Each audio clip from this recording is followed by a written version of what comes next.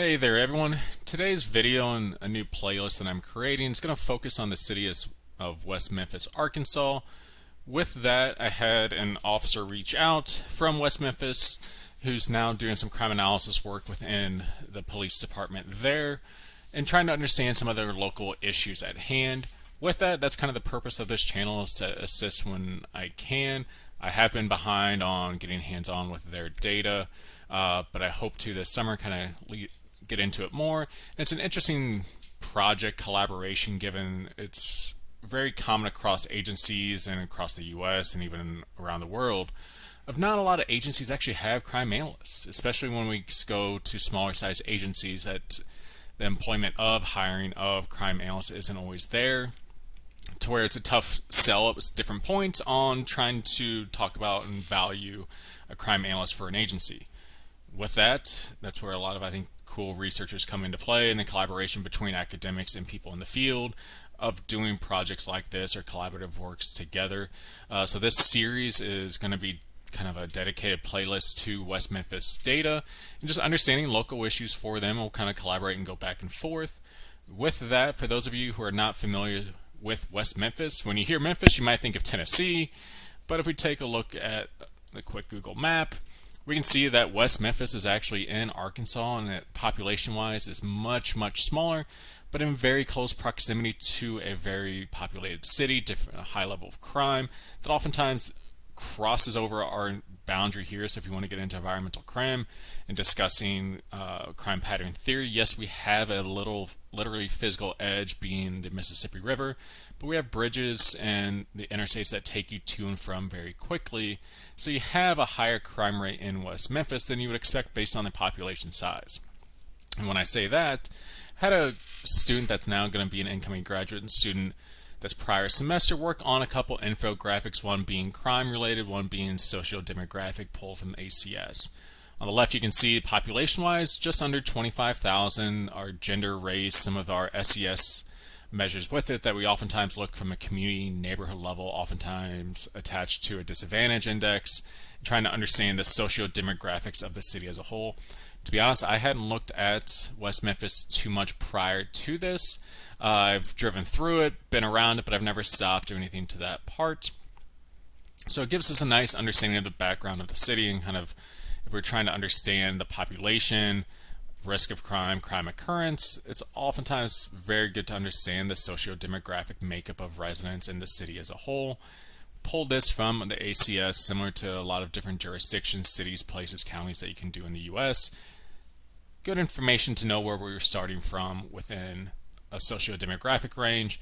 And then we also pulled the crime data. You can see at the top it's based on 2020. The video today is based on 2021 data. The infographic was primarily done with open data through Crime Data Explorer, so that's why we just wanted to show it this way. And we compared West Memphis to the statewide Arkansas crime information that we have as well. With that, you can see both property and violent crime rates are higher than the state. You can go down, we added in, kind of focus on the violent side, but also those with a firearm specifically and what that looks like. So we have a nice overarching, nice bird's eye view of it. We'll get hands-on with the data going forward, and the videos themselves are truly going to build from one another. I'll go back and forth with Officer Hubbard and kind of get through it and kind of try to understand it much more in depth. I'll give a shout out. We did use the FBI Data Explorer for this. We luck out in Arkansas being a NIBRS compliant at a state level. Oftentimes we have 95 to above % of all agencies reporting NIBRS data. We are NIBRS compliant. They've been that way for over a decade. So really rich data across the state.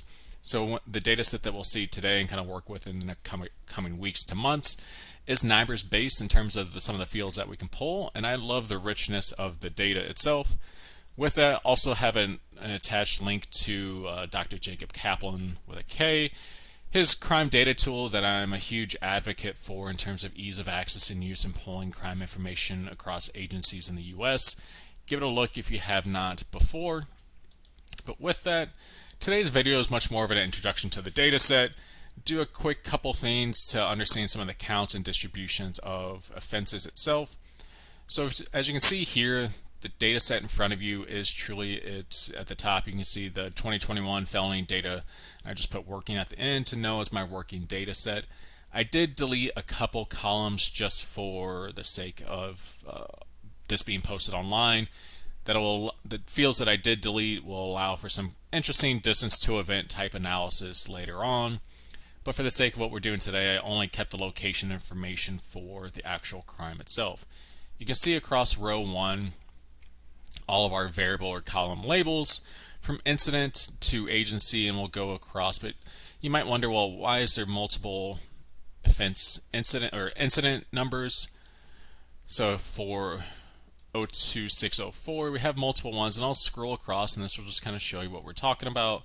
This is NIBRS based data, so with that we have different offenses within it, and you kind of see here that we do have that in terms of different offenses associated with an incident, then how it's being coded for West Memphis. And then we also grab, obviously we have complete attempted NIBRS category. I'm a big fan of trying, if the officer does mark this and they have access to it, suspected alcohol or drug use or computers, be it other types of crimes. If an arrest was made, the arrestee age, victim age, and some other incident level characteristics that I think are always pretty interesting to look at and how they get coded. We did go ahead and grab weapon use itself, and if it was gang involved, and when I scanned this briefly earlier, wasn't too much there. But for my much more environmental crim side of things, one of the fields I like quite a bit is the offense location type. This is what you see pop up in NIBRS when we look at location category as a whole, so I'm always a fan of that. In general, I have not done much with this data set, even from a prep standpoint. I looked at it in Power BI, mostly just to play around in Power BI. It's something I'm slowly getting into, but it's taking more time than I thought, mostly just setting aside to get deep into it. With that, we know we have a lot of information here, and what I oftentimes want to do first is just understand the distribution of offenses themselves. So we know we have a NIBRS category itself based on the NIBRS category, and then we also have an offense description. For a couple things before we get into it, what's always helpful from the get-go, and if you're not familiar with how Excel does some of this, I'm going to add or create a variable here just to make our lives easier. And we're going to start off with just making a couple pivot tables to understand the data we have in front of us. You can see here we have multiple dates and times in front of us. For the majority of our videos, I'm going to go ahead and use our report date and time. You can see these mirror each other. Obviously, in some crimes, it could have a window, especially with property crimes. Burglary is oftentimes used as an example of when it could occur from, being a start and to date. Could be multiple days, weeks, hours difference, everything with that. We can do those videos if you want to calculate the difference between dates, hour, time fields, that kind of stuff. But for today, it's truly, let's just get used to what we're looking at in terms of the data set as a whole. We do know, since we have lat and long, we can map this in Excel already. Cool part is we do have police zone in their name, so we could pull that into Excel and actually match those to it and do a aggregate count based on that, or we can pull in the tracks or zip codes and do all that. A lot of stuff down the line, but let's just understand the data that we have in front of us. To start off, I'm going to go ahead and just insert a variable, so I'm just going to right click on A, and I want to put just a count, and I do this mostly just so going forward when we're in a pivot table, I can just use this as my count feature instead of using, say, incident number or something else that I know is in every one. I've done that in other videos, but for now, I'm just hit one a couple times. I'm going to just double click, and it's going to go all the way down to the end of the data set for us. If I scroll down, you can see the one copied itself all the way to the end, so we have 4,876 offenses within this data set as a whole. So within each incident, you can see we have multiple offenses oftentimes associated with that. The big part, like I said, is let's get used to the data set, what we're looking at. So I just clicked on cell A1. I'm going to hold down, and I'm a PC user. This is going to be different from Macs. I'm going to hold down Control and Shift, hit the down arrow, and then the right arrow. And that's going to select our data set, the actual fields themselves. Come up here to insert. And I'm just going to click pivot table and it's going to go into a new sheet. It already has highlighted the fields that I had. New worksheet, hit OK. And I get in the habit of just relabeling these, so that's going to be pivot. I'm going to come back over here and just relabel this one working data and just pull it back over.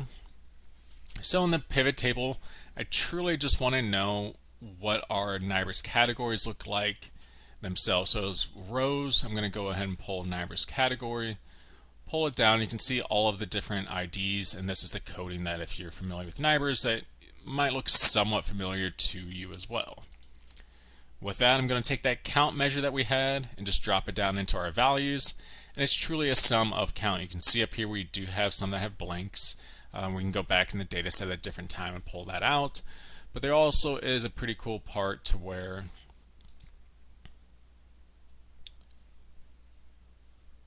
if we go into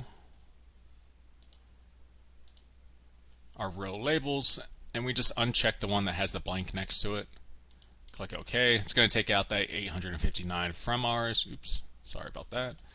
You can see what we're working with here now. Just to make it a bit easier, I'm going to right click on this 5 and then hit sort. And I want largest to smallest. I want to see what we have most of.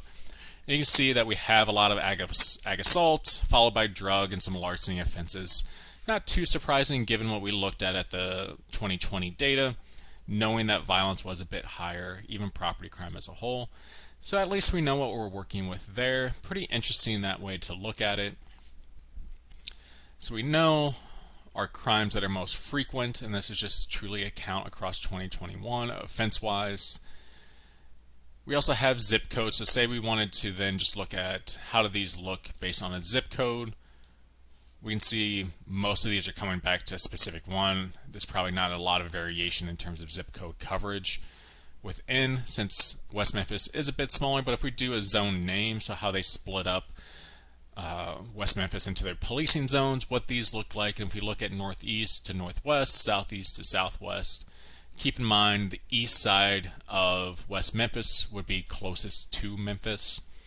So you can see how that looks, and northeast has the greatest count here. Again, we don't know the area size of it, so we don't know what that looks like in terms of proportionality based on area or coverage. But with that, it's a nice understanding of what we're getting used to at this point.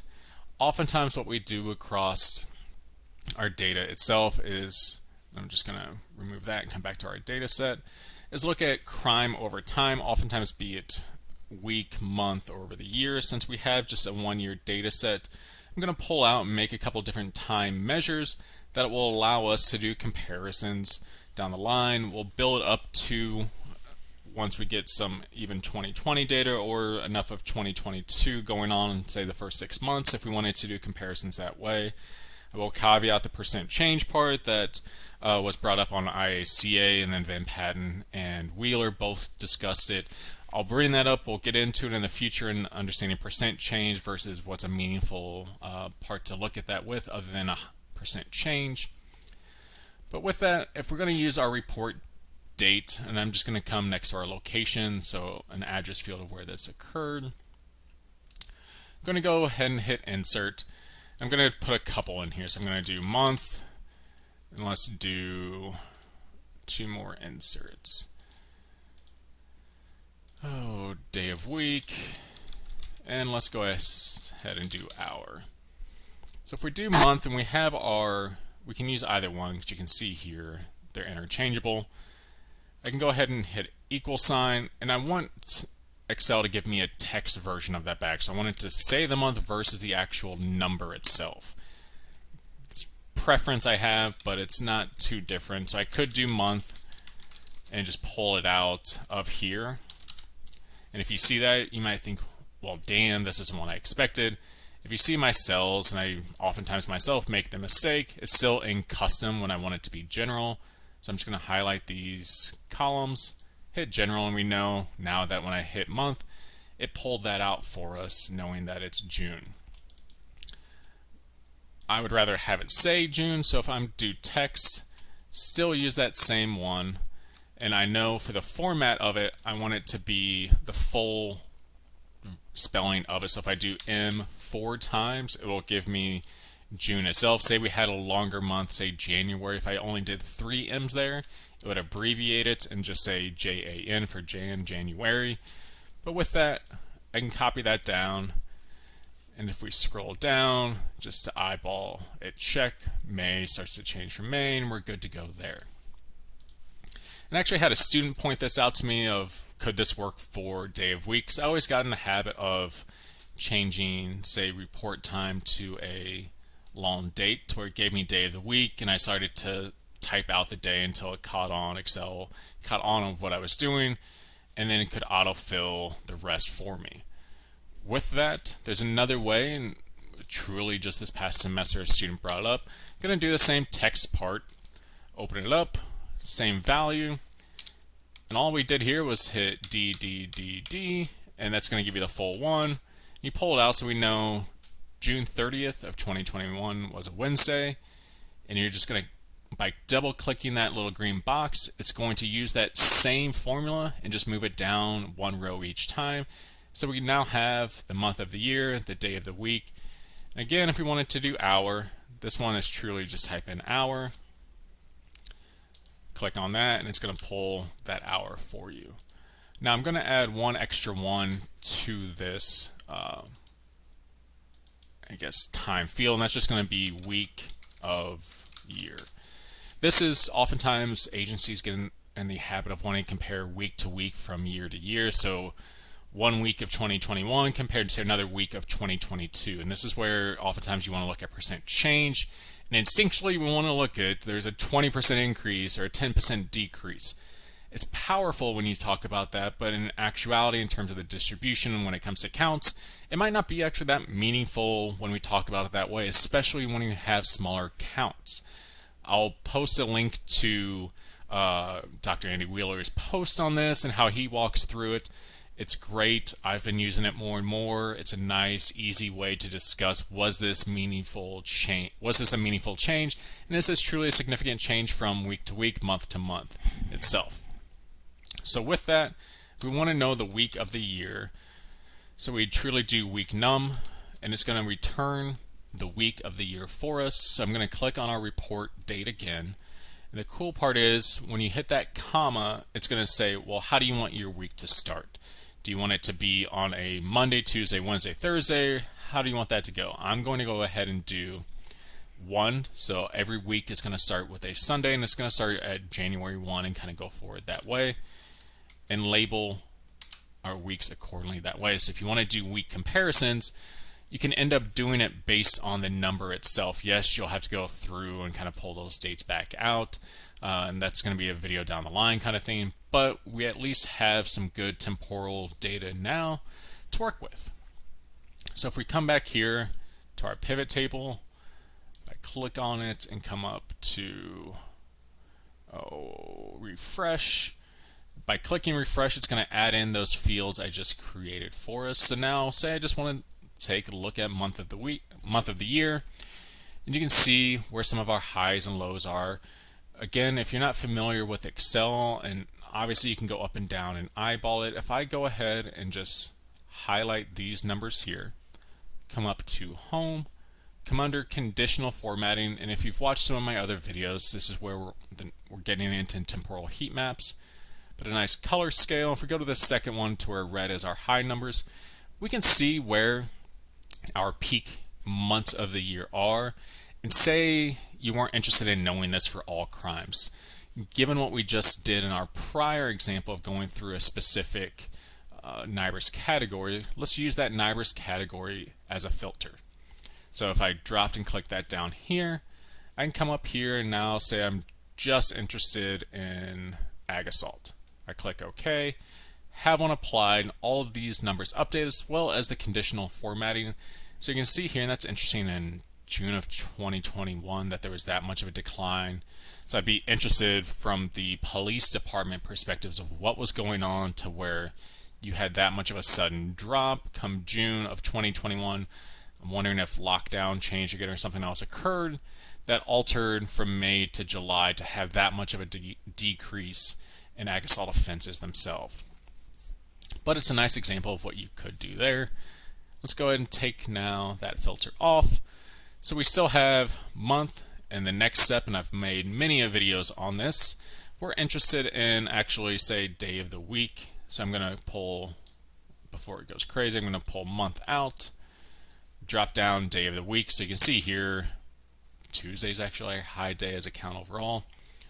And then, oops, I did this backwards. So I'm going to use day of week as our columns, just from an aesthetic standpoint. So now if I use the hour, it's going to go downwards. We can see hour of the day, day of the week. And oftentimes people, if you want to use Sunday as your starting date, that's fine. Other people like to group that with a Friday, Saturday, Sunday. So if you click on Sunday and then right click, you can actually move where the days are. This can be done with any thing that you do in the pivot table itself. I'm going to click move to end, and I'm going to highlight the numbers themselves outside of the grand totals. Come back up to the conditional formatting, and you can see now some of our peak time periods generally follow some routine activities premises. Keep in mind we haven't focused on a specific crime type. So if I come back and pull in that NIBRS category as a filter, and to change it up, let's go ahead and look at burglary B&E. Not as many going on. You can see overall there's only 221 offenses. Some of our time points, Monday's actually a higher day than most, which start of the week could be related to that, people going back to work. If we wanted to change this and come back to say ag assault, our hot points or time points with it, you can see Tuesday and Wednesday are higher points in terms of overall counts. This would be a Thursday night going into Friday morning. So Friday morning come around 4 a.m. there was an uptick in offenses. So you can see based on time, this one I wasn't expecting some of these patterns, very different than other cities I've looked at in terms of just how clean it looks. But that's the interesting part of looking at some of our smaller agencies' data itself. Not everything's going to look the same. Let's look at motor vehicle theft to see the offenses of that.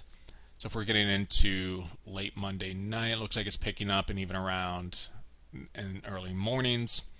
You can kind of see that early time frame of when most people are asleep. You don't have as many offenses occurring there. Around work time when people are commuting, lunchtime as well, then early evening, afternoon as well. So an interesting part, different way to look at it as well. If I wanted to take off this filter, I can go back, hit all. So we went through counts of NIBRS category, month of the year, day of the week, and now even day of week and hour. Say I was interested in truly just the week of the year, so I'm going to take both of these off. I'm going to leave the filter because it doesn't really matter right now. I'm going to drop in week of the year. And as we go down, we can kind of just see a count of all of the crimes. Now you might look at this and like, well shit, this isn't the easiest to see and kind of make sense of. So the cool part is when you make pivot tables, if you come up to our design or analyze parts that come with the pivot, you can actually insert a chart with it. With that, there are recommended ones, or if you know what you want to make, you can go ahead and just click and make it yourself. And obviously when you're looking at this, a bar chart or line chart kind of comes to mind in terms of trying to understand crime occurrence over a longer period of time. If I go ahead and do column, I'm fine with that for now. It's going to base it off of the information that's in this pivot table.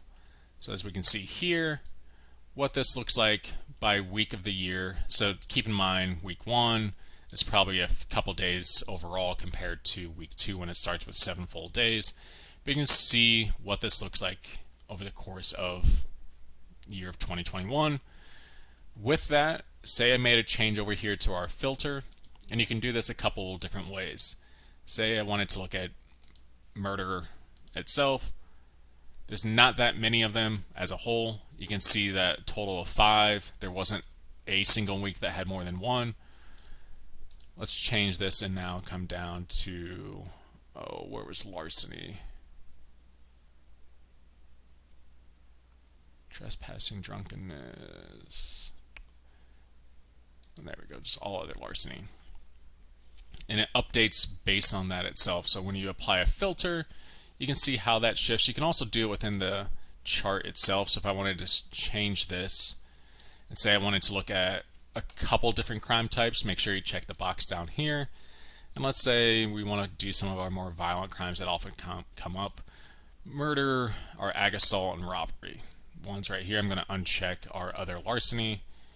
Click on those, you can kind of see, and it's going to update where some of the high points are and the low points across the year itself.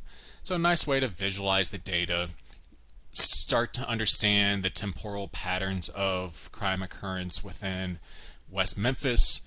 You know the counts. You can kind of now, if you're wanting to look at year-to-year comparisons and from a week perspective, you have those data points. Oftentimes when I make a pivot table, I'll have multiple pivot tables along here, or I'll copy these out into a separate table and an aggregate data set itself. You can always change this to be, say, since I know this is the week of year, and it will update that for you. Pretty handy that way. I'm always a fan of making it much more easy to use, or easier to use. So with that, a nice introduction to the temporal side of it, some of the counts based on the data. And I can't just not go ahead and highlight this data set again and just look at what this crime looks like visually in West Memphis. So I highlighted the data set again. If I come up to insert, and again, this is a cool part. If you have a PC, Mac doesn't allow you to use this given it's rooted in Bean.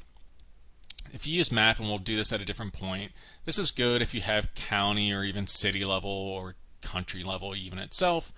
To look at this visually, it will pull up. It's a great tool to have, but we want to use 3D maps. So I'm going to click Open 3D Maps. I have the data set highlighted I wanted to use. It has latitude and longitude already in it, so give Excel a minute to warm up the engines to map this data for us. But it's truly going to take that lat and long and apply that points in terms of how it's going to appear and put it visually on a map for us. We also did have the address, we had a city, we had a state, and had a zip. So we have other spatial units that we could use to visualize and map these data. There's other program software you can use that are much more in depth. But given what we're looking at, and it's a relatively small data set for crime occurrence, why not use Excel? So as this loads up for us, you can see that there are some issues when it comes to lat and long. There's some outside of even Arkansas as we see it from afar. First thing I'm going to do is hit flat map, and then I'm just going to scroll to zoom in on where we're at in West Memphis. And you can kind of see this nice divide between it. I'm going to hit map labels just so we can see some nice features of the area itself. It picked up lat and long for us, so we're good. What a lot of people like to see, and what's often dubbed as hotspot policing, and kind of the idea of, if I just hit this little button here to a heat map, it's going to generate some hotspots for us. So oftentimes this is what police use to direct resources, since we know crime is clustered in certain areas and it's not randomly distributed across West Memphis here. You'd want to focus on some of these hotspots. Obviously you'd want to understand the crime occurrence in there, what's going on from a prevention standpoint, but at least you know now where crime is clustered. Similar to what we did with our pivot tables, you can have filters in here as well. You can do it based on a time field. The cool part is Excel recognized that we had multiple time fields. So if I use that same report time that we used, I click that, it's going to make a little video of it over time to show you how these hotspots generate over the course of the year. So if I just hit play, you can kind of see the dates changing up here and how some of these become hotspots. It takes a bit more time and progression to it, but it's a nice feature to have, especially if you don't have access to more sophisticated in-depth programs that give you a bit more power to do some of this analysis. It at least lets you look at it visually. You can zoom in more and more to see what roads these are on. So it is handy that way at this level. And we'll get into in a couple of weeks of pulling in their police zones and actually mapping those on as well. The cool part is, similar to what we did, we can also add the filter for, say, if, let's pull, I forgot these changed to alphabetical. What would be good? Let's do weapon, and then let's choose all different types of firearms. almost missed shotgun. There we go. So you can see now the hotspots shift based on the filter that we applied here. So if I were to hit that play again, it's only doing that time element temporal analysis based on that subset of data that's selected and filtered to only have firearms in it. So pretty cool to see over time. It's pretty interesting to see right along Interstate 55, which I'm very familiar with because I used to live in Springfield, Illinois, which 55 goes all the way up to. And then 40 I took a lot and going back. So you can see some of our main thoroughfares and almost the boxing end of this, which I'm familiar with in Little Rock. But you can see where some of the hotspots for gun-involved offenses are within West Memphis. Again, video 1, hit a couple different things, trying to get familiar with the data, but I'll be back making more of these for West Memphis and try to just ease through this and see what it looks like over time. If you have any questions, comments, concerns, feel free to reach out. Until next time, take care.